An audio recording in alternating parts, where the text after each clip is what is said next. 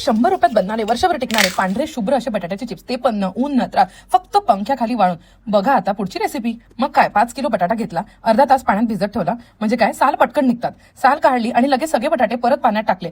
लक्षात ठेवा, बटाटा हवेला लागला की काळा पडतो, आपल्याला नकोय काळा चिप्स. आता एका पातेल्यात पाणी घ्या, चिप्स कटर घ्या आणि धडाधड चिप्स पाडा. टिप नंबर 1, गोल चिप्स हवेत मग बटाटा उभा धरा, लांब चिप्स हवेत मग बटाटा आडवा धरा. चिप्स कापून झाले की 3-4 वेळा स्वच्छ पाण्याने खळखळून धुवून घ्या. का? कारण यामुळे सगळा स्टार्च निघून जातो. चिप्स परत नवीन पाण्यात टाका.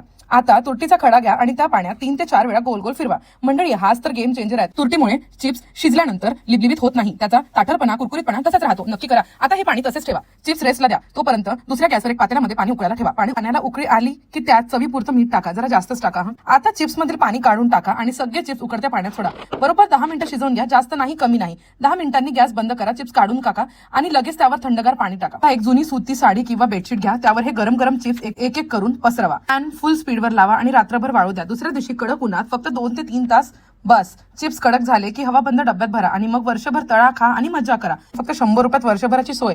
व्हिडिओ आवडला असेल तर लाईक करा, शेअर करा आणि अशाच भन्नाट रेसिपीसाठी फॉलो करायला विसरू नका.